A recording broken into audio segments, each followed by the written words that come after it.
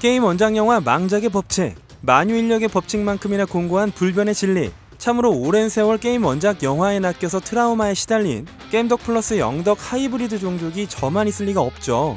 피해자 원성은 자자한데 도무지 나아질 기미가 안 보입니다.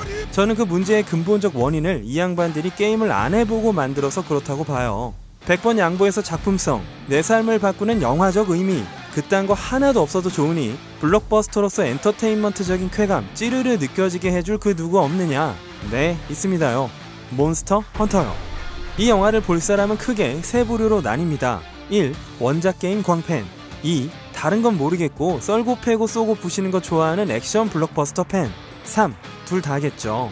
그런 분들께 레지던트 이블 때부터 꾸준히 밀고 있는 게임 원작 영화 만드는 데만 십수년을 바친 밀라 요보비치, 폴 W.S. 앤더슨 감독, 이 부부가 만든 몬스터 헌터가 과연 어떤지, 도대체 이 부부는 왜 게임 원작 영화에 미쳐있는지를 딥하게 살펴보도록 하시죠. 개봉 날짜는 국가별로 다소 다릅니다. 미국은 작년 12월 18일, 몬스터 헌터가 태어난 나라 일본에서는 3월 26일에 개봉 예정입니다. 한국은 2월 10일 개봉인데요. 설 연휴 전날이죠. 자, 반드시 언급해야 하는 두 사람 알아봅니다. 일단 주연 배우 밀라 요보비치. 우크라이나 키예프 출신으로 1975년생, 아빠는 코소보 출신의 세르비아인 의사였고 엄마는 러시아 배우였어요. 무려 11살 때 모델로 데뷔를 했고 18살 때부터 각종 화장품 브랜드의 간판으로 활동합니다. 그러다 몇 편의 영화에 출연하지만 1997년 레옹을 만든 릭배송의 눈에 띄어 제5원소로 일약 스타덤에 올라버립니다. 이후 준수한 커리어 이어가다가 2002년 어떤 영화에 딱 걸려버리는데요. 바로 저택 좀비 바이러스 호러 액션 레지던트 이블입니다. 이 영화는 일본 게임 회사 캡콤의 프로듀서 미카미 신지가 뽑아낸 실험적인 걸작 게임 바이오 해저드의 미국판 제목인 레지던트 이블을 영화화한 건데요.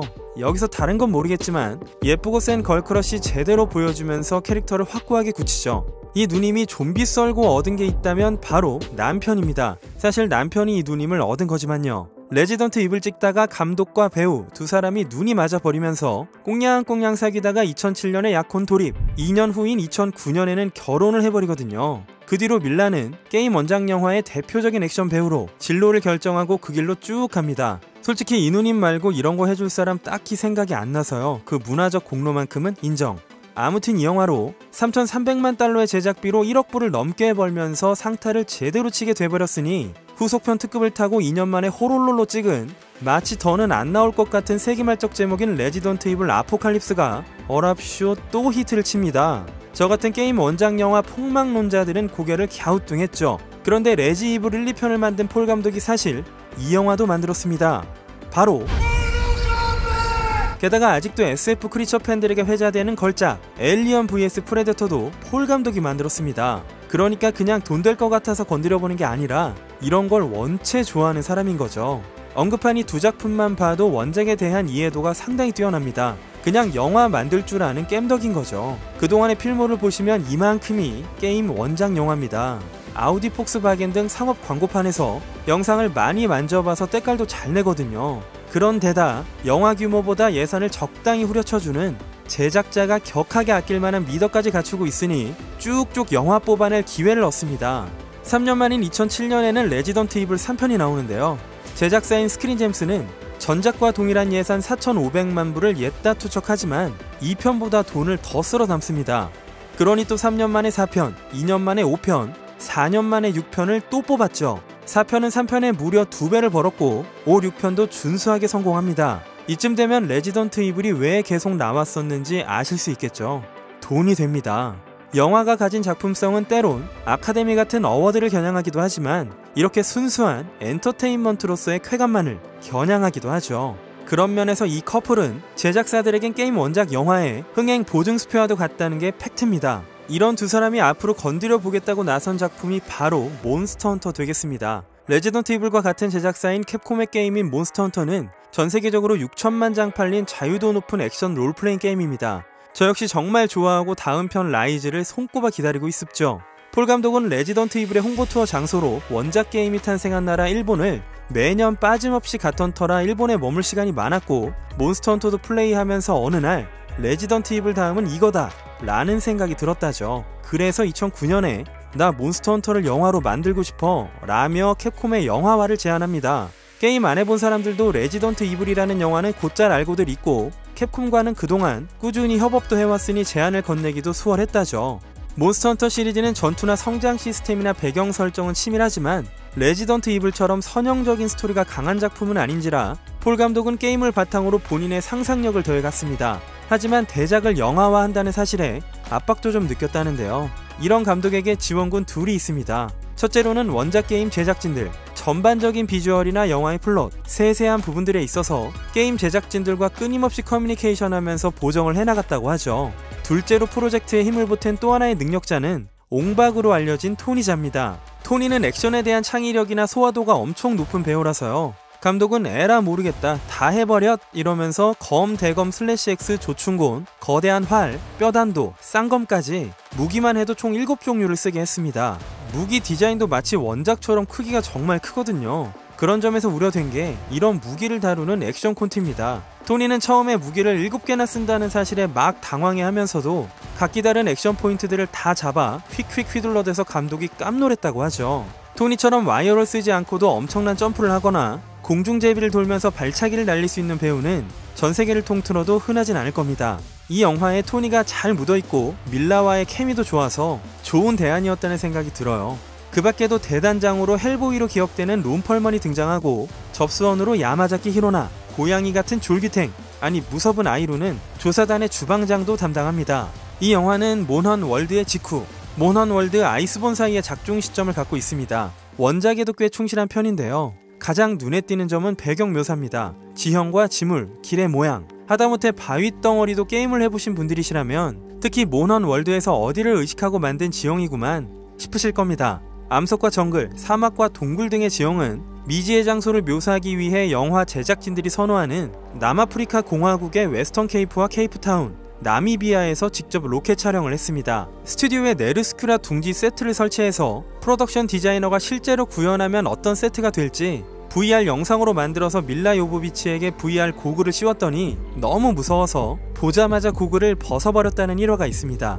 개고생도 좀 했다는데요. 남아공의 사막에서 50도가 넘는 날씨에 촬영을 했는데 아, 몬스터 헌터의 세계란 진짜 이런 거겠구나 싶었다고 합니다. 밀라는 레인저를 연기하기 위해서 화기 취급 방법을 실제 레인저 교관에게 지도를 받고 여성 레인저 부대원에게 경험담을 들으면서 스스로가 레인저를 연기하는 데 도움을 얻기도 했다죠.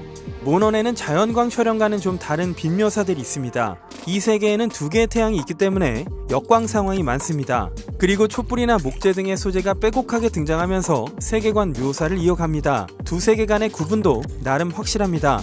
현실 세계는 좀 더 쨍하고 밝고 깔끔하게 묘사되고 몬스터들의 세계는 좀 거친 공기감과 색조를 갖고 있습니다.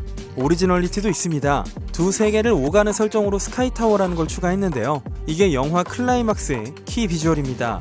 일본판 예고편에선 코다마 사토가 작곡한 몬헌 찐팬들의 가슴속에 늘 흐르고 있는 영웅의 증표가 나왔는데요. 영화 속에서 영웅의 증표를 들을 수는 없었습니다. 몬스터 헌터니까 역시 가장 중요한 건 몬스터겠죠. 일단 크고 디테일합니다.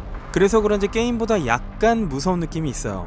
이미 리오레우스와 디아블로스가 나오는 건 알았는데 네르스큐라가 나오는 건 좀 의외였거든요. 감독이 나름 자기가 찐이라는 걸 보여주고 싶었던 모양입니다. 네르스큐라는 정말 소름이고요. 게임이 귀여울 정도입니다. 디테일 집착도 좀 보이는데요. 예를 들어 디아블로스를 보시면 순식간에 지나가는 장면에서 손톱 끝이 둥글게 묘사가 되는데 모래에 구멍을 파야 되기 때문에 그렇거든요. 이런 점들까지 하나하나 디테일을 붙여놨습니다. 몬헌을 하다보면 그 몬스터 특유의 성격이나 약점에 따른 공격 방식과 패턴이 있거든요. 그런 것도 묘사되어 있습니다. 이런 그래픽으로 몬헌이 나와주면 좋겠다 싶기도 했네요. 영화 속에서 아르테미스는 쌍검을 쓰면서 귀인화를 하는 장면이 나오거나 고기 굽기도 하는데요. 여러 방면에서 캡콤의 제작진들이 묘사에 깊이 관여해줘서 그런지 원작 팬으로서 반가운 장면이 종종 있었습니다. 사실 솔직하게 말하고 싶은 부분이 없진 않습니다. 이런 영화를 보면 과연 합리적인가 라는 생각은 당연히 들죠. 영화라는 건 여러가지 방향성을 갖고 있잖아요. 애초에 이 영화가 평단의 인정이나 어워드를 석권하는 걸 목표로 하지도 않고 마음의 울림과 교훈을 주는 영화가 아닌 건 우리도 다 알고 있죠. 정서적으로 지적으로 만족스러운 영화는 따로 있습니다. But 이 영화는 포스터만 봐도 지금은 못 먹지만 고소한 팝콘 냄새가 나고 예고편만 봐도 주말에 맘 비우고 예매해서 생각 없이 시원하게 보고 싶은 눈뽕 장렬하는 판타스틱 액션 영화입니다. 괴물, 무기, 액션, 폭발, 롬펄먼, 토니자, 밀라 요보비치 정도만 있으면 만족스럽다는 분들, 의미보다는 재미를 찾는 분들께 추천하고 싶은 영화가 되겠습니다. 게임에 대한 리스펙이나 팬서비스로 가득한 세트피스 같은 구성처럼 게임에 충실할수록 영화적인 요소들이 희미해지긴 하거든요. 그렇다고 게임 원작 영화로서 게임에 기대는 걸 뭐라고 할 수만도 없어요. 이 영화가 게임 원작 영화인가, 시네마틱 게임인가 라는 미묘한 경계에 대한 질문에는 확실한 대답을 내리기 어렵습니다. 그 밖에도 프랜차이즈화에 대한 희망도 강렬하게 엿보였고요. 원작 게임 팬들이 갑론을박을 벌일 지점도 보입니다. 참 생각해보면요, 밀라 요보비치와 폴 감독은 항상 방향성이 뚜렷합니다. 고민 따위 하지 말고 그냥 보고 놀아, 이렇게 말하는 것 같거든요. 밀라 요보비치와 폴 감독은 나름 게임 원작 영화의 안타깝던 클래스를 높이는 데 일조했고, 그게 진행형이라는 점, 툭툭 스킵하는 연출 리듬은 비슷했으나 감독 특유의 B급 감성이 다소 희미해지긴 했습니다. 지형을 강조하려는 듯 원경 인서트를 수시로 넣고 슬로우 모션도 빙빙 돌리는 걸 보면 게임 좋아하는 마이클 베이 같습니다. 저 개인적으로는 반가웠고 원작에 대한 사랑도 느껴진 1시간 반짜리 블록버스터에 시청각적 쾌감에 충실하면서도 속편에 대한 과제 역시 뚜렷하게 남긴 그런 영화였다는 말씀을 드리면서 오늘은 여기까지 하겠습니다. 지금까지 기묘한 KG의 K였습니다.